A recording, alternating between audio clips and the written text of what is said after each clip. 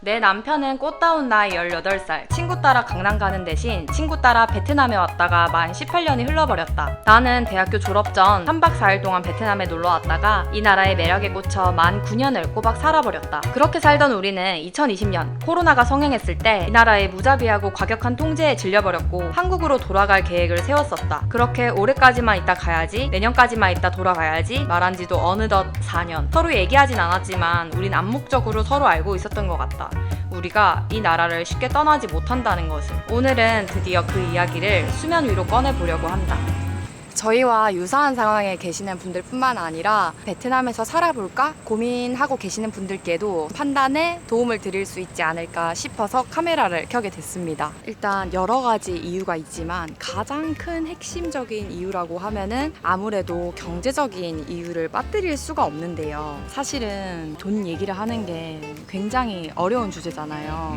근데 그래도 정말 솔직하게 말씀드리자면 저희가 베트남에 남기로 한 데는 경제적인 이유가 좀 큰 포션을 차지하고 있어요. 물론 이게 전부는 아니고 나중에 더 말씀을 드릴 겁니다. 경제적인 이유라고 하면 물가가 저렴해서 살기 편해서 그럴까라고 생각을 하시는 분들이 많으실 거예요. 그것도 일정 부분은 맞는 말이지만 그게 전부는 아니고 저렴한 물가와 더불어 수입적인 부분도 무시는 할 수 없거든요. 그런 질문을 받을 때가 있어요. 한국이 평균 소득이 더 높은 나라인데 베트남에 사는 게 진짜 수입적으로 메리트가 있나? 물론 직업에 따라 다르고 사람 상황에 따라 다르긴 하겠죠. 남편은 지금 직장인이에요. 그리고 직장인을 기준으로 보면 베트남에 있는 한국인들은 대부분 베트남 회사가 아니라 한국 회사의 베트남 소재, 베트남 법인에서 근무를 하는 경우가 대부분이거든요. 그러니까 기본적인 월급 수준이 베트남 국민소득, 베트남 1인당 GDP, 베트남 물가가 아니라 한국의 그런 기본적인 소득을 기준으로 해서 급여가 책정이 되는 거죠. 그리고 현재 저희 남편의 상황을 봤을 때는 18살 때 이 베트남에 넘어와서 대학교를 여기서 졸업하고 베트남에서만 꾸준히 커리어를 쌓아왔죠. 그렇죠. 사실은 지금 남편의 삶의 절반이, 인생의 절반이 이 베트남에 있었다 해도 과언이 아니지 않나요? 이제 진짜로 50% 정도가 이제 베트남에서의 삶입니다. 그래서 한국에 간다면 베트남에서 쌓아온 실무 경험, 관리 경험, 베트남어 많은 거를 좀 포기를 하고 가야 되는 부분이 있기는 하잖아. 그렇지. 실제로 예전에 코로나가 왔을 때 이제 한국에 들어가야겠다라는 생각이 들어서 동일 직군으로 해서 회사를 좀 알아봤더니 최소 못해도 20% 이상, 그리고 그것보다 더 크게 급여 삭감을 감수를 해야 되더라고요. 한국에 살기 위해서는. 근데 또 생활비는 또 한국에 사는 만큼 높아질 거 아니야. 그렇지. 그리고 이렇게 돈도 돈이지만 사실은 한 사람이 평생 쌓아온 커리어를 다 포기하고 또 새로운 일을 시작한다는 것도 한 가지 진입 장벽이기는 하고. 근데 이거는 남편의 이제 경우였고 제 경우는 조금 다른데 이 얘기는 나중에 다른 거랑 묶어서 말씀을 드리도록 할게요. 참고로 지금 저희는 아침 산책을 나왔고요. 지금은 오전 7시고 맛있는 쌀국수를 먹으러 가서 마저 얘기를 드리도록 할게요. 와 진짜 잘하신다 그치? 선수들인 줄 알았어. 우와 예쁘다. 예쁘지 않아? 아 역시 이렇게 부자 단지, 부자 주거타운에는 아무나 못 들어가. 시큐리티랑 입구가 있잖아 그치? Cái nào là bánh chay nhất? 치킨 네. 치킨 leg, token, 모톨런. 저희는 지금 저희가 살고 있는 동네 후미흥이라는 호치민에 있는 한인타운이거든요. 근데 이 동네가 물가가 일반적인 베트남 사람들이 거주하는 동네보다는 더 비싸요. 아무래도 외국인이 많은 타운이니까. 이런 쌀국수 물가도 비싼 편이거든요. 보통 버버라고 해서 소고기 쌀국수를 많이 드시는데 저희는 버가라고 해서 닭고기 쌀국수 집에 왔어요. 지역 주민들한테 맛집인 것 같아서 와봤는데 좀 비싼 편이거든요. 근데 비싼 편인데 7만동, 8만동. 바로 나왔다. 7만동, 8만동이면 한 4,000원대 정도거든요. 가격이 괜찮죠. 진짜 빨리 나온다. 그리고 여러분 쌀국수 먹을 때 이렇게 나무젓가락 주잖아요. 찝찝하실 수 있잖아요. 이 꿀팁은 라임으로 세척을 하는 겁니다. 옛날에 몇 번 말씀드렸는데 쌀국집은 또 오랜만에 와봐서 베트남 식당에 오면은 이렇게 짜다라고 짜가 차고 다가 얼음이거든요. 아이스티를 주거든요. 뭐 달달한 건 아니고 이것도 이렇게 같이 한 잔씩 드셔보시면 좋습니다. 빼놓을 수 없는 닭다리 쌀국수입니다. 그냥 입에 들어가자마자 맛있어. 아무래도 닭다리 부위니까 너무 퍽퍽하지도 않고 탱글탱글한 게 있잖아요. 와우.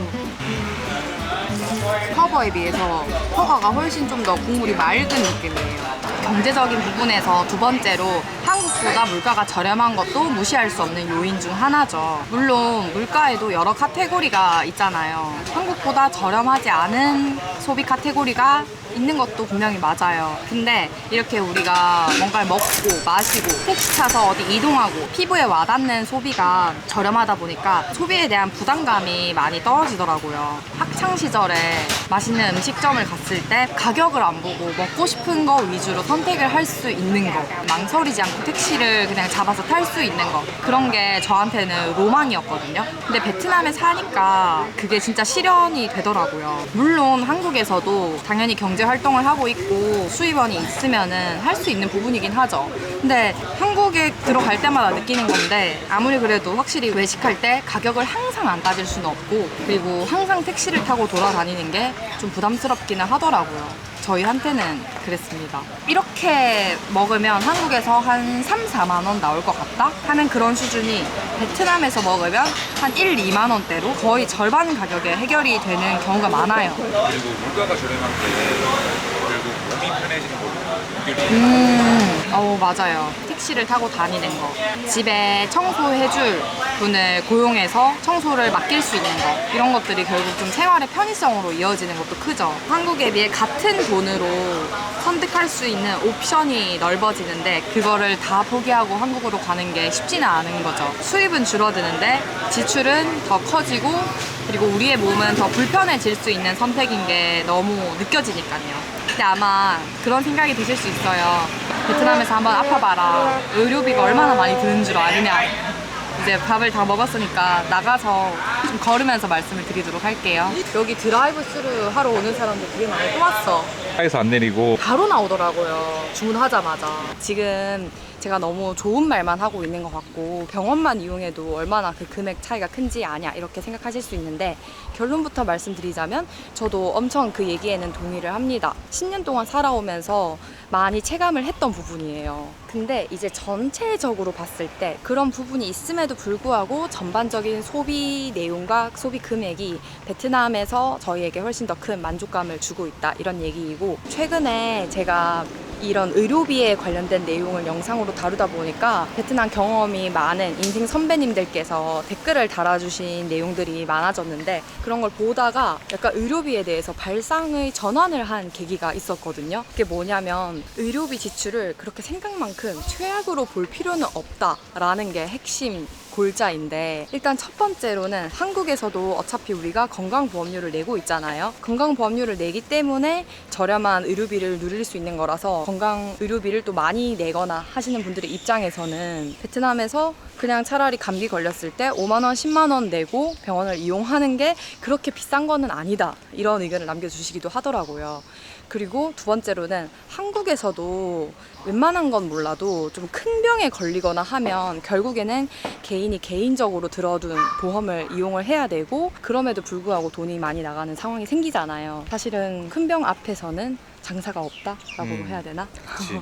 그러니까 그런 의견도 있었고, 또 세 번째로는 여행자 보험만 들고 오면 감기라던가 장염이라던가 웬만한 가벼운 질병들은 커버를 할 수 있으니까 나름 베트남에서 이렇게 의료비를 구제받을 방법이 어느 정도는 있다, 이제 이거거든요. 내가 아는 분은 맹장이 걸려가지고 맹장 수술을 했거든. 그것까지 여행자 보험으로 커버가 됐어. 진짜. 한 500만 원 들었다고 하더라고.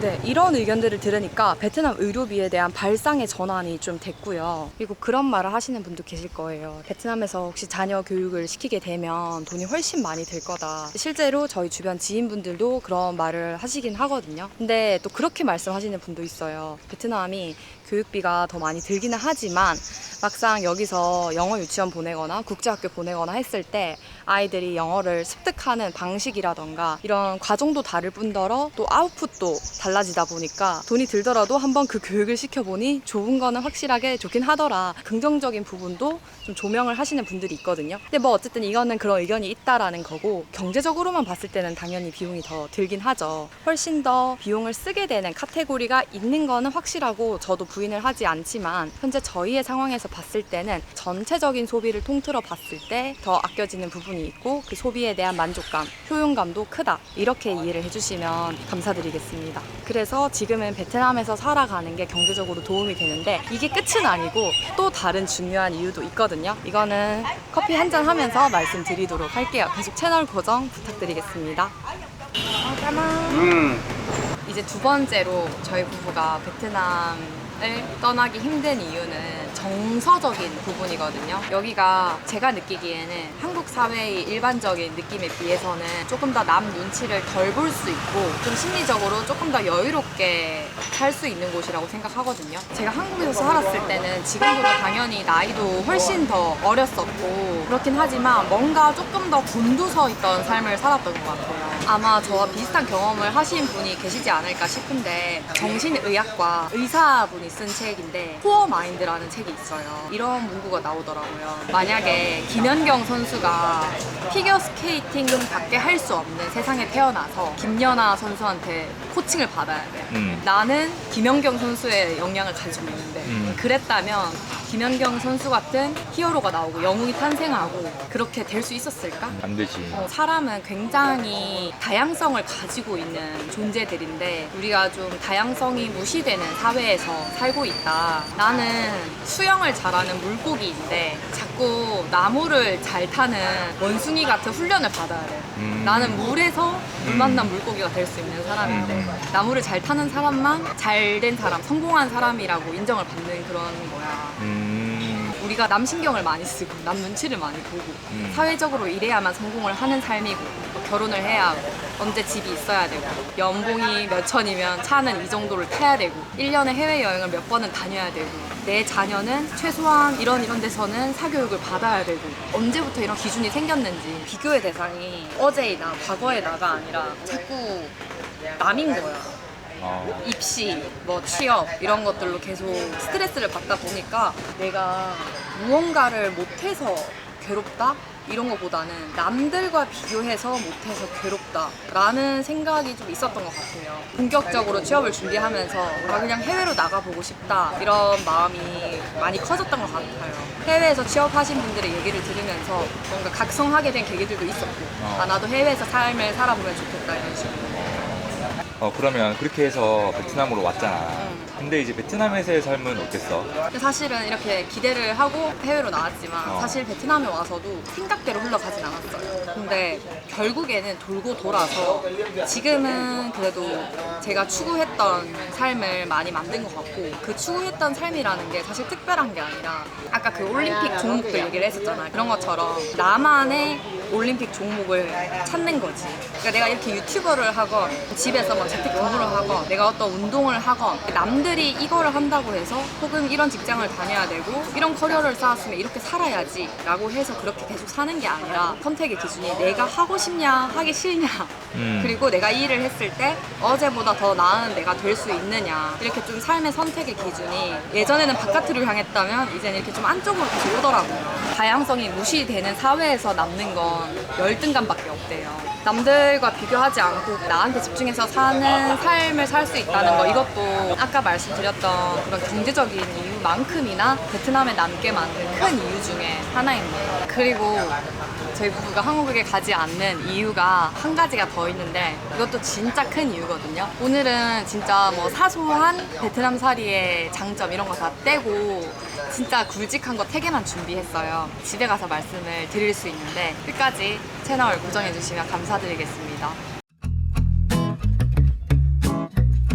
제가 경제적인 부분을 얘기했을 때 남편 얘기만 하고 제 얘기를 말씀을 안 드렸는데요. 저는 지금 한국 소재, 한국 회사 일을 재택근무를 하고 있기 때문에 사실 한국에 돌아가도 그 회사에서 발생하는 소득은 그렇게 큰 편차는 없을 거예요. 하지만 저에게는 바로 이 황새우기 채널이 있지 않습니까? 이 채널이 지금 베트남을 베이스로 하고 있고 또 봐주시는 분들도 베트남 살이, 베트남 여행이 궁금해서 봐주시는 분들이 많은데 저희가 한국을 들어가게 되면 현실적으로 이 채널의 유지가 어렵지 않을까 생각을 하고 있고요. 사실 처음에는 황새우기 활동을 좀 취미생활처럼 시작했지만 지금은 진짜 내가 할 수 있는 한, 여력이 되는 한 더 해보고 싶다라는 그런 간절한 마음이 좀 생겼거든요. 단순히 경제적인 부분뿐만 아니라 이 일을 하면서 이 일이 진짜 나에게 그리고 우리에게 약간 천직인가? 라는 생각이 들 정도로 저는 이 활동에 애정이 많이 생겼어요. 좀 TMI이긴 하지만 제가 뭔가를 경험하고 또 조사하고 정리하고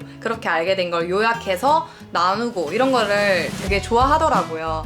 근데 또 막 여러 명의 사람 앞에서 뭔가 발표를 해라 그러면 생각만 해도 되게 부담스럽고 압박감이 느껴지거든요.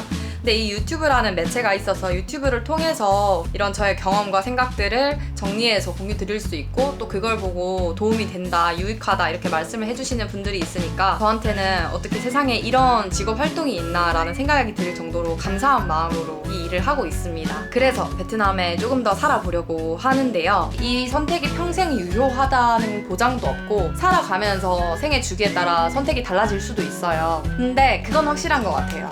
혹시나 한국에 정착을 하더라도 여유가 된다면, 시간적인, 경제적인 여유가 된다면 그래도 한국이 제일 추운 12월에서 3월 사이에는 베트남에 나와서 3개월 이 비자로 있으면서 그때 가서 비자법이 어떻게 돼 있을지 모르겠지만 좀 따뜻한 겨울을 매년 보내고 가고 싶다라는 마음이 있거든요. 베트남은 한번 발을 들이고 내가 빠져버리는 이상 평생 끊기는 좀 힘든 국가가 아닌가 하는 그런 생각이 듭니다. 저희와 좀 유사한 성향이나 취향을 가지고 계신 분들께 도움이 되었으면 하는 마음으로 찍어봤고요. 영상 여기까지 보셨다면 좋아요와 구독, 댓글, 알림 설정도 부탁드릴게요. 그럼 다음 영상에서 우리 또 만나요. 감사합니다. 감사합니다.